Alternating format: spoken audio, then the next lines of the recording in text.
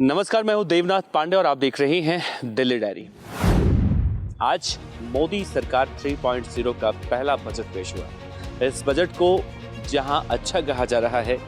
कई ऐसे बिजनेसमैन हैं, कई ऐसी संस्थाएं हैं जो इस बजट को बहुत ही अच्छा बता रही हैं और इस बजट को आने वाले समय के लिए बहुत बढ़िया बेहतर रूप से देखा जा रहा है। प्रधानमंत्री नरेंद्र मोदी ने भी बजट से एक दिन पहले ये कहा था कि ये बजट 2047 के विकसित भारत के लक्ष्य में गति देगा। तो आज वहीं विपक्ष की तरफ से भी लगातार इस बजट के बाद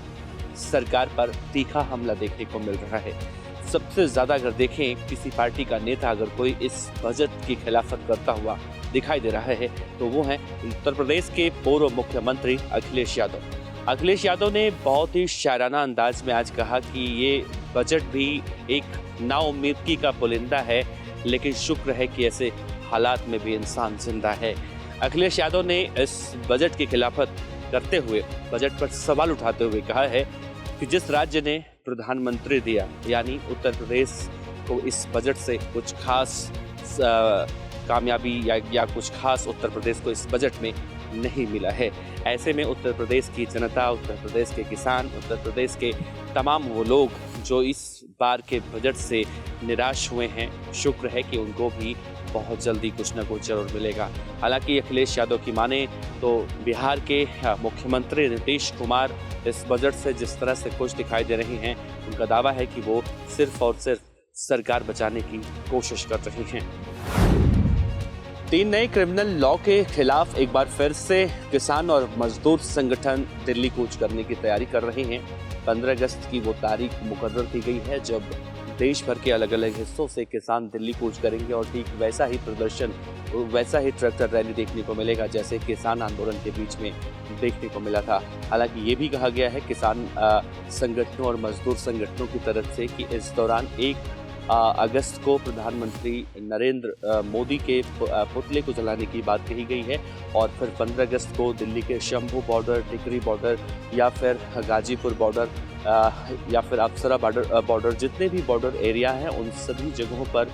किसानों को रोकने की अगर कोशिश की गई तो वो दिल्ली में एक बार फिर से ट्रैक्टर रैली निकालने की बात कर रहे हैं। बहरहाल 3 नए कानून 1 जुलाई से जिस तरह से लागू किए गए हैं तब से लगातार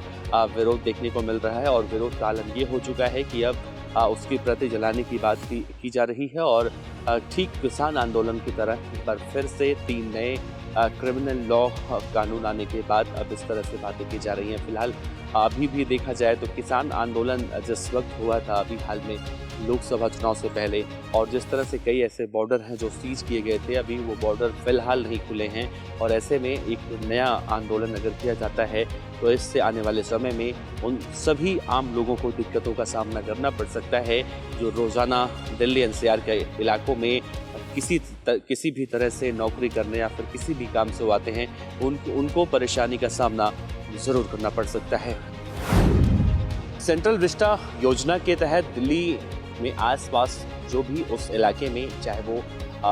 मस्जिद हो या फिर मंदिर हो, जितने भी इस तरह के धरोहरें उन इलाकों में आती हैं उन सभी को हटाने का निर्देश दिया गया है। दिल्ली हाई कोर्ट ने कल वक्फ बोर्ड से साफ तौर से कहा है कि जितनी भी इस तरह की मस्जिदें हैं उन्हें हटाने की बात कही गई है और सुप्रीम कोर्ट ने 2021 में जिस तरह से सेंट्रल विस्टा योजना को पास किया था, फिलहाल उसी मुद्दे को लेकर कई ऐसी मस्जिदें हैं दिल्ली में जिनको लेकर जब भी हटाने की बात चलती है तो विवाद देखने को मिलता है। ऐसे में दिल्ली के मोतीलाल नेहरू मार्ग पर स्थित सुनहरी बाग मस्जिद को लेकर कई दिनों से विवाद देखने को मिल रहा है। आपकी जानकारी के लिए बता दें, सुनहरी बाग मस्जिद भी उसी सेंट्रल विस्टा योजना के इलाके के अंतर्गत आता है, तो जाहिर सी बात है इस मस्जिद को भी हटाने की बात ज़रूर कही गई है। ऐसे में देखना अहम होगा कि क्या जिन 6 से 7 मस्जिद को हटाने की बात कही जा रही है, क्या ये इतनी आसानी से संभव हो पाएगा? क्या सेंट्रल विस्टा योजना को जिस तरह से सुप्रीम कोर्ट की इजाज़त मिली हुई है, क्या उसे पूरा करने में जो अड़चनें आ रही हैं उन अड़चनों को खत्म करना इतना आसान होगा? बहरहाल दिल्ली हाई कोर्ट ने इस मामले में आदेश दिया है। इस आदेश के बाद अगला कदम क्या होता है वो देखना बड़ा अहम होगा। देश की राजधानी दिल्ली में चिलचिलाती गर्मी से फिलहाल अभी निजात मिलती नहीं दिखाई दे रही है। मौसम विभाग ने साफ तौर से कहा है कि अगले 5 से 6 दिनों में दिल्ली एनसीआर में भारी बारिश हो सकती है। हालांकि दिल्ली एनसीआर के इलाकों में छिटपुट बारिश लगातार देखने को मिल रही है, लेकिन इससे गर्मी जाते हुए नहीं दिखाई दे रही है। मौसम विभाग की माने तो आने वाले 5 से 6 दिनों में बारिश बहुत तेज गति से होगी और एक बार फिर से बाढ़ जैसे हालात देखने को मिल सकते हैं। लेकिन जिस तरह से देखें हम, जब दिल्ली में मानसून की एंट्री हुई थी और पहले दिन इतनी बारिश हुई थी कि उस वक्त ये कहा गया था कि दिल्ली में 25% बारिश एक ही दिन का हो जाना कहीं ना कहीं आने वाले समय में ज़रूर दिक्कतें पैदा कर सकती हैं। लेकिन आईएमडी लगातार इस बात की चेतावनी जारी कर रहा है, इस बात का अल्टीमेटम जरूर दे रहा है कि आने वाले समय में दिल्ली एनसीआर में भी इस तरह से बारिश होगी और गर्मी से लोगों को निजात जरूर मिलेगा। तो दिल्ली डायरी में इतना ही। देश और दुनिया की तमाम अहम खबरों के लिए आप देखते रहिए हिंद फर्स्ट। कैमरामैन गौरव के साथ देवनाथ पांडे। इस तरह की और वीडियो देखने के लिए हमारे YouTube चैनल को सब्सक्राइब करें और बेल आइकन को दबाना ना भूलें